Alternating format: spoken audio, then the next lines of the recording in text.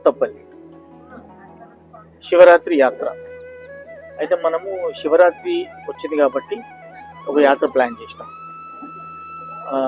ఆ ప్లాన్ ఏంటంటే ఒరిస్సా బార్డర్ అంటే ఆంధ్ర ఒరిస్సా బార్డర్లో గుప్తేశ్వర్ అనే ఒక శివాలయం ఉంది. తర్వాత మహేంద్రగిరిలో దాని పక్కకి రాయగఢ్ ఉంది, మన తర్వాత కోరాపుట్ ఉంది, ఇవన్నీ కూడా ఉన్నాయి. అయితే పోతూ మేమేమనుకుంటామంటే పోతూ విజయనగరంలో కొన్ని 4-5 గుళ్ళు ఉన్నాయి, మళ్ళీ శ్రీకాకుళంలో 4-5 గుళ్ళు ఉన్నాయి. ఇవన్నీ దర్శనం చేసుకుంటూ అటు పోవాలని చెప్పి. అయితే ఇక్కడ నుంచి మాత్రం హైదరాబాద్ నుంచి మాత్రం మేము విజయనగరం వరకు ట్రైన్లో పోతున్నాం. ఎందుకంటే మేము వైజాగ్ వరకు ఉన్న గుడ్లన్నీ చుట్టేసినాం. ఎక్కడి నుంచి కాబట్టి ఎందుకు ఇటు నుంచి అంత అందాక వేస్ట్ అని చెప్పి అక్కడ పోయి అక్కడ ఒక కారు తీసుకొని మనము మొత్తం యాత్రలు చేద్దామని ప్లాన్ చేస్తున్నాం. కాబట్టి మీ అందరికి అన్ని చూపెడతాము. చలో గుప్తేశ్వర్. నమస్కారం అండి. ఇప్పుడు మేము శివరాత్రి ఉంది కాబట్టి యాత్రలో నా పాత్ర అని యూట్యూబ్ ఛానల్. అయితే మేము శివరాత్రి యాత్ర చేద్దాం అనుకుంటున్నాం. ఓకే, ఒడిశా వరకు పోదాం అనుకుంటున్నాం, బార్డర్ వరకు, మహేంద్రగిరి, గుప్తేశ్వర్ ఇవన్నీ. ఓకే, అంటే పోతూ విజయనగరము, తర్వాత శ్రీకాకుళం ఇవన్నీ చూసుకుంటూ పోదాం. అయితే మీరు శ్రీకాకుళం అని చెప్పారు కదా? అవునండి. అయితే అక్కడ ఏమేమి ఉన్నాయండి చూసేటి? శ్రీకాకుళంలో ప్రసిద్ధిగాంచిన దేవాలయాల్లో మొదటిగా శ్రీముఖలింగం ఒకటి ఉందండి. శ్రీముఖలింగం తర్వాత శ్రీకూర్మం, అరసవల్లి సూర్యనారాయణ మూర్తి. అరసవల్లి సూర్యనారాయణ మూర్తి అంటే మీకు బాగా తెలుసు, ఇండియా మొత్తానికి ఫేమస్. ఇంకా ఎండల మల్లికార్జున స్వామి టెక్కలి, రాయవలస. ఇంకా మీరు ఈ ఆన్ ది వే రామతీర్థాలు కూడా ఉన్నాయి విజయనగరం దగ్గరలో. ఇవన్నీ చూసుకుని వెళ్ళొచ్చండి, చాలా బాగుంటాయి. థ్యాంక్ యూ అండి. Okay sir, thank you.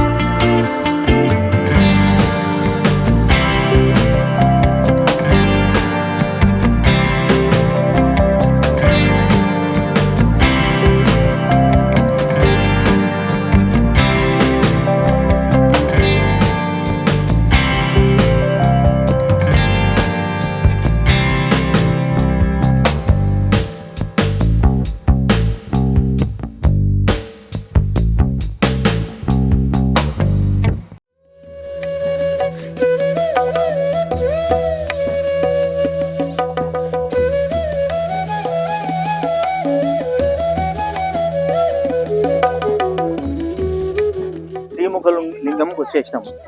అంటే వరాహి మాత సమేత శ్రీముఖలింగేశ్వర స్వామి ఆలయానికి వచ్చామన్నమాట. అయితే ఇది మనకు శ్రీకాకుళం నుంచి 48 కిలోమీటర్లు ఉంటుంది, వైజాగ్ నుంచి 164 కిలోమీటర్లు ఉంటుంది, హైదరాబాద్ నుంచి 774 కిలోమీటర్లు ఉంటుంది అనమాట. అయితే ఇది చాలా పురాతనమైన టెంపుల్ ఇది. అయితే మీకు నడవండి చెప్తాను, ఒక్కొక్కటి ఇక్కడ చెప్తాను, నడవండి ఒకటి చూసుకుంటూ చెప్తాను, నడవండి.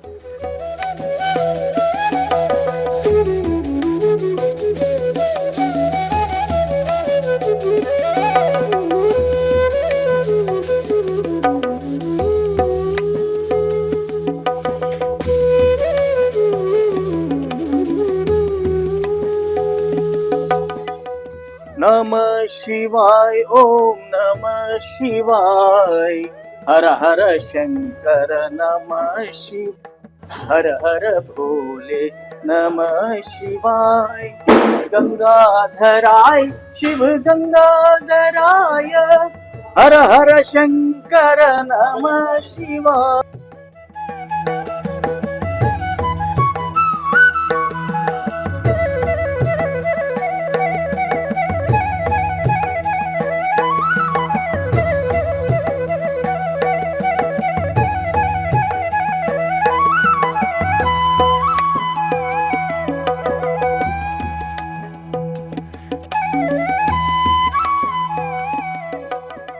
స్వాములు ఇది చాలా పాత గుడి అనమాట, చాలా ఓల్డెస్ట్ టెంపుల్ ఇది. అయితే ఒకప్పుడు కళింగ రాజులు దీన్ని రాజ్యం వెళ్ళింది, ఇక్కడనే వాళ్ళ క్యాపిటల్ పెట్టుకుని రాజ్యం వెళ్ళింది. అయితే ఇది కాశీ అంత పెద్ద పవిత్రమైన క్షేత్రం అన్నమాట. కాశీలో లింగ దర్శనము, గంగలో స్నానము, శ్రీశైలంలో శిఖర దర్శనము, శ్రీముఖలింగంలో ముఖ దర్శనం చేసిన వాళ్ళకు మంచి మోక్షం వస్తుందని భక్తుల నమ్మకం అన్నమాట. అంత అవుతుంది కూడా. కాబట్టి అందరు రండి, దర్శనం చేసుకోండి. అయితే ఇక్కడ మనకు శివరాత్రి నాడు 4 రోజులు చాలా పెద్ద జాతర జరుగుతుంది. ఇక మాఘ మాసంలో ప్రత్యేక పూజలు జరుగుతాయి. తర్వాత కార్తీక మాసంలో 4 సోమవారాలు మాత్రం బ్రహ్మాండమైన పూజలు జరుగుతాయి అన్నమాట. కాబట్టి ఇది చాలా బాగుంటుంది. ఇది వంశధార నది ఒడ్డుకుందన్నమాట ఈ క్షేత్రము. కాబట్టి మనం మీరు వచ్చి చూడండి, నడవండి, ఎంత టెంపుల్ అంతా చూస్తే నడవండి.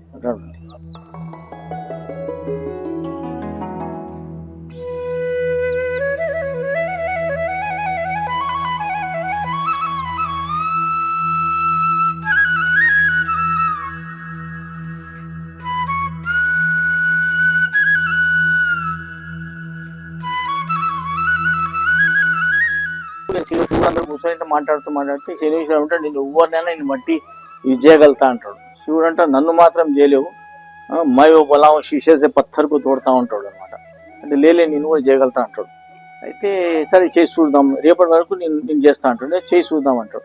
సరే అని చెప్పి మెల్లగా శివుడు ఏం చేస్తాడంటే మన ఓ చెట్టు త్వరలో పోయి కూర్చుంటాడు, పోయి దాచుకుంటాడు. చెట్టు త్వర పోయి దాచుకొని నెక్స్ట్ డే మార్నింగ్ కలుస్తాను. మళ్ళీ కలిసాక అసలు నన్ను పడతా అంటే కదా అడగబెట్టినావు నువ్వు, చూడే నేను నీకు దొరకలేదంటే, అయ్యో శివ శివ భగవంత నీకు తెలియనిది ఏముంది, నేను పట్టేపట్టికే నువ్వు ఆ త్వరలో కూర్చున్నావు, లేదంటే నువ్వు మంచిగా కైలాస పర్వతం ఆడ కూర్చుంటుంటావు కదా. అయితే ఇది అంతా నా శని ప్రభావం ఇది. కాబట్టి ఇక నీకు తెలియనిది ఏమో అంటే అవు కరెక్టే, నిజమే అనుకుంటాడు అన్నమాట. శివుడు అంటాడు సరే కరెక్టే అంటాడు. అయితే ఇక తర్వాత ఏంటంటే ఆ తుర్రలకి ఆ ముఖం అయితే వెలిసిందో అదే ముఖం లింగం, ఇప్పుడు ఈ శ్రీముఖం లింగం అని పేరు వచ్చిందనమాట అదే. కాబట్టి దీని స్టోరీ ఇట్లుంది. అయితే ఇక్కడ వచ్చిన వాళ్ళకు శనీశ్వరుడు దగ్గర రాడు ఆయనంత మటుకు. ఎందుకంటే శివుడు చెప్తాడు వద్దట వీళ్ళని భక్తులను ఏం చేయొద్దు అంటే సరే రైట్ అంటాడు. చలండి.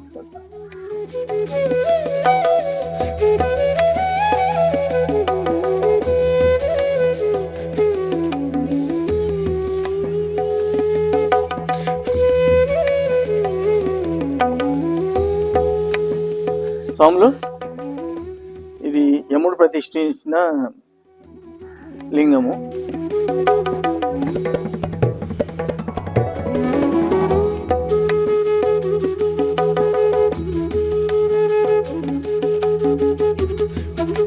ఇక్కడ వరాహి పార్వతి అమ్మవారు.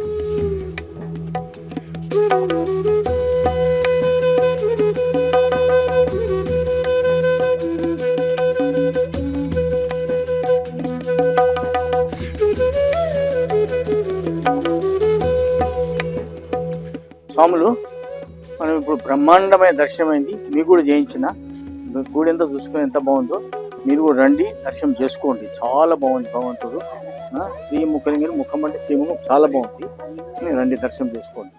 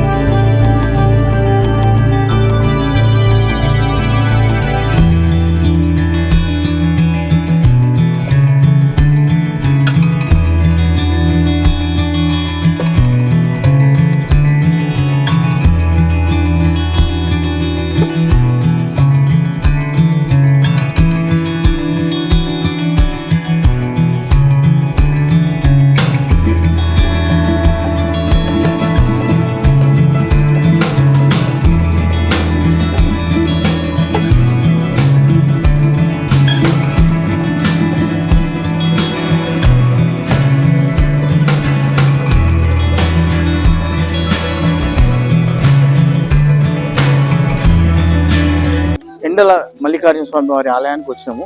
ఆడికించికి 38 కిలోమీటర్స్ ఉంటుంది. దర్శనం చేసుకుందాం రండి, లోపలంతా చెప్తున్నాడు అండి.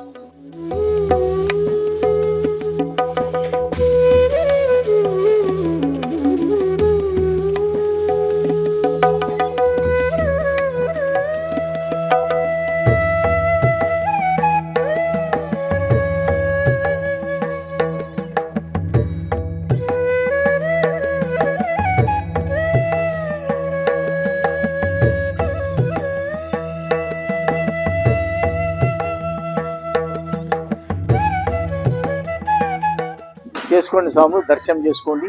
ఇంత మంచి దర్శనం మనకి ఇక్కడ ఉండదు.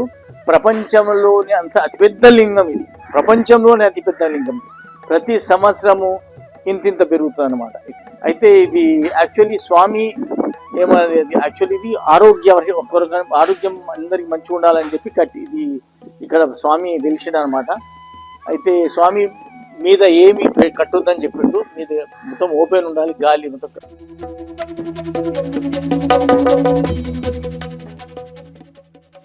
అయితే ఇందులో ఏముందంటే స్వామికి తలిగిన గాలి ప్రజలకందరూ తలిగితే వాళ్ళకు ఆరోగ్యము చెడదనమాట, మంచిగా ఉంటుంది అనమాట.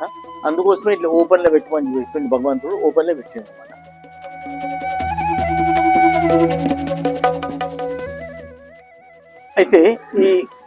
అయితే ఈ స్వామి ఎండుతూ వానకు దడుస్తూ ఉంటాడు కాబట్టి ఈ స్వామి ఎండల మల్లికార్జున స్వామి అని పేరు వచ్చింది అనమాట. చూడండి.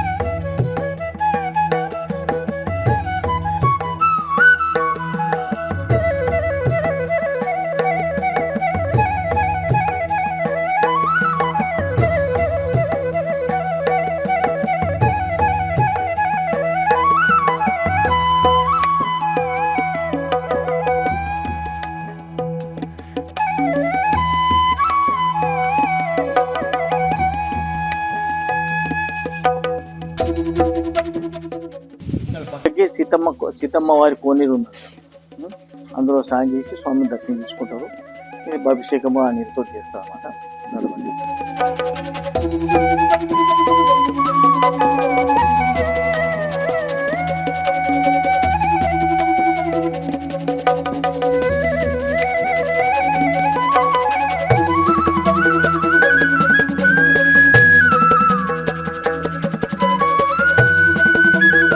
సీతమ్మ కోనేరు అంటారు. శివరాత్రి కనుక మొత్తము అంతా రెడీ చేసుకుంటుండ్రు. బ్రహ్మాండమైన ఉత్సవం జరుగుతుంది ఇక్కడ. ఎంత బ్రహ్మాండమైన దర్శనం అయింది మనకు, బ్రహ్మాండమైన శివలింగం. అప్పు ఎంత బాగుందని అంత బాగుంది. చాలా తృప్తి అనిపిస్తుంది, మనకు చాలా శాంతి అనిపిస్తుంది. నడవండి, ఇక్కడ నుంచి మళ్ళీ నెక్స్ట్ ఇక్కడ ఏ స్వామి పిలుస్తాడో నడవండి.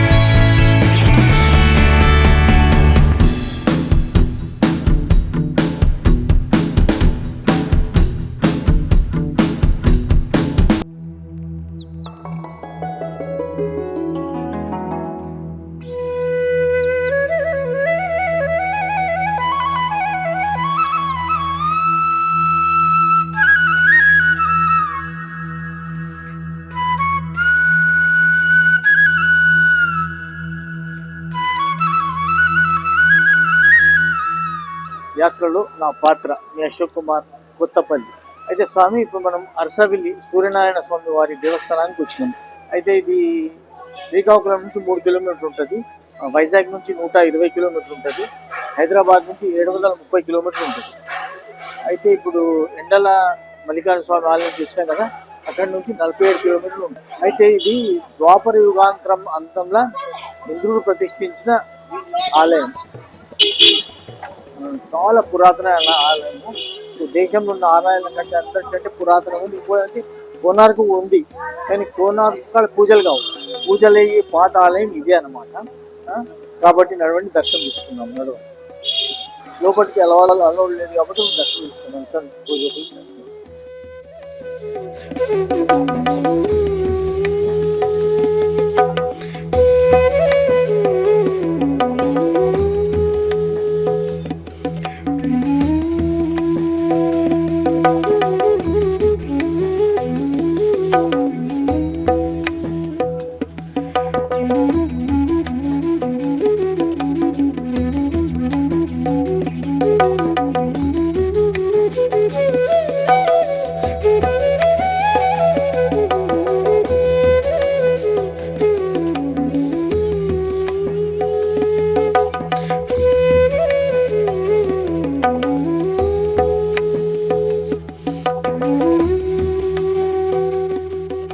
ఓం ఆదిత్యాను అరుణాను ఉష్ణాను భానువాను భాస్కరం ఓం నమో హరి సూర్య నారాయణ నమ ఓం జపాక్షమ సంకాశం కాశ్యపేయం మాధుర్యం తమోరిం స్వరపాపుణ్యం ప్రతోస్తి దివాకరం. స్వాములు ఇంకో కథ ఉన్నది స్వామి చెప్పాలి. ఇప్పుడు ద్వాపర యుగమందు అప్పుడు ప్రజలందరికీ నీళ్లు లేక కరువు కాటంతో ఉంటే అప్పుడు బలరాముడు వచ్చి తన నాగలితోటి మొత్తం కంప్లీట్ నది దారను ఒరిస్సా నుంచి తీసుకొని వచ్చిన అనమాట. అందుకోసం దీన్ని ఆ నది పేరు నాగావళి అని వచ్చిందనమాట.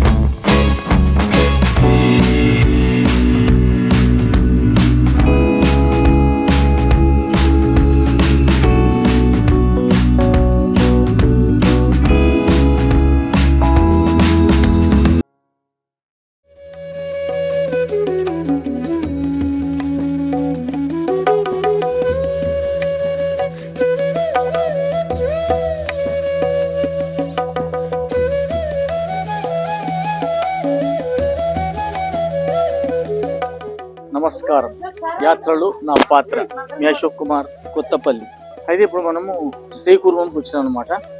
అయితే ఇది అరసవెల్లి నుంచి 12 కిలోమీటర్లు ఉంటుంది, శ్రీకాకుళం నుంచి 15 కిలోమీటర్లు ఉంటుంది, వైజాగ్ నుంచి 130 కిలోమీటర్లు ఉంటుంది, మళ్ళీ హైదరాబాద్ నుంచి 735 కిలోమీటర్లు ఉంటుంది అనమాట. ఇది చాలా పురాతన స్వయంభూ కృతాయుగం నాటి టెంపుల్ అనమాట. నడవండి, లోపలికి వచ్చి ఇంకా చెప్తాను మీకు దాని గురించి. నడవండి.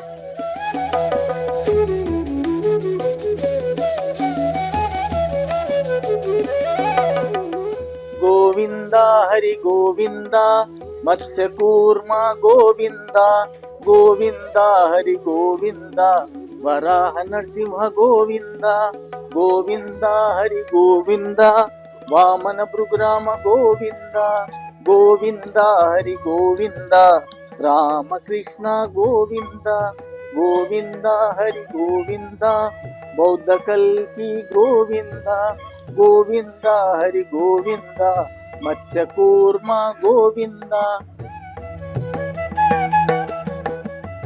స్వామి, అయితే ప్రతి ఆలయానికి మనకు స్వామికి ముందు దిక్కు గజస్తంభం ఉంటుంది.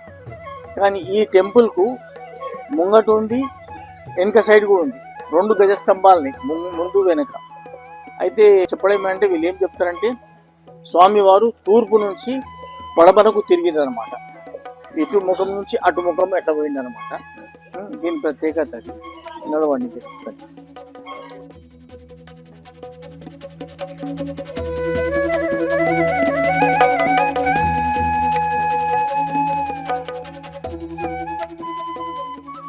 ఎక్కడ విష్ణు టెంపుల్ లోపలికి వెళ్ళినప్పుడు లోపలికి స్పెషల్ ముఖం కనబడదు కాబట్టి ఎంతమంది ప్రజలు వచ్చినా లోపల రాణిస్తారు. అలాగే 2 ధ్వజస్తంభాలకు ఒక శ్రీపూర్వం ఎక్కడ ఒకటి 2 ఉంటాయి, తూర్పు కోటి పడమరకుండా.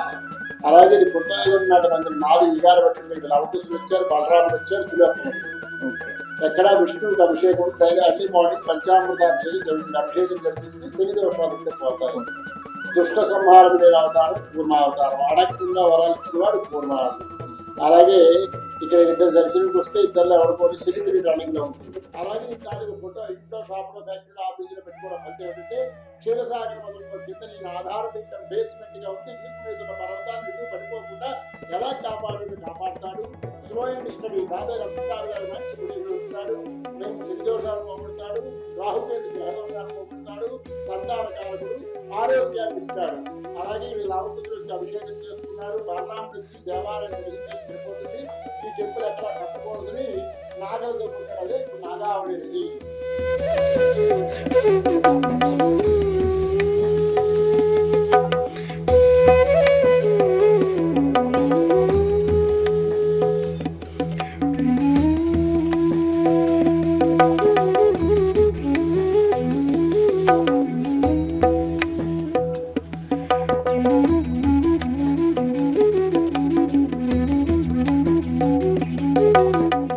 అయితే ఇది మన కళింగ రాజ్యం అప్పుడు రంగరంగ వైభవంగా వెలిసిన క్షేత్రం ఇది. చాలా మహాక్షేత్రంలాగా వెలిసింది. ఇప్పుడేమో ఇట్లా అయిపోయింది అనమాట. పర్లే ఎప్పుడు కూడా మంచిది, కానీ సిటీ మాత్రం డల్ అయిపోయింది చాలా. అయితే ఇప్పుడు ఈ పక్కకు వంశధార అనేది కూడా ప్రవహిస్తారన్నమాట. ఇప్పుడు పంతులు కూడా చెప్పిన ఉన్నంత పంతులు చెప్పేసిండు. నడవండి పోదాం. చూడు,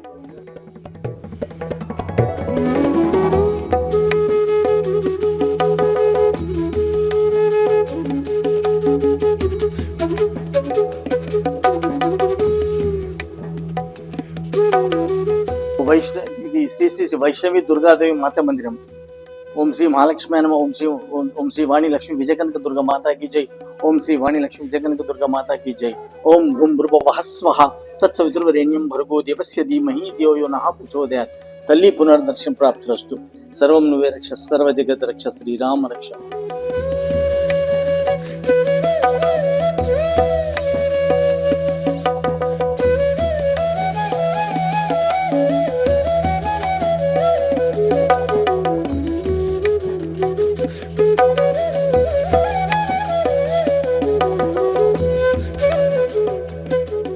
బ్రహ్మాండమైన దర్శనమైంది. మీకు కూడా చేయించాం కదా, చాలా బాగుంది. పంతులు కూడా మంచిగా చెప్పిండు. కాబట్టి ఇక్కడ నుంచి మనము ఇక్కడ హాల్ట్ అవుదాం. ఆ తర్వాత రేపు మార్నింగ్ ఏ స్వామి పిలుస్తాడో, మన మహేంద్రగిరి స్వామి పిలుస్తాడో, లేకుంటే గుప్తేశ్వర స్వామి పిలుస్తాడో, ఎంత స్వామి ఇష్టం. నడవండి పోదాం. చలో.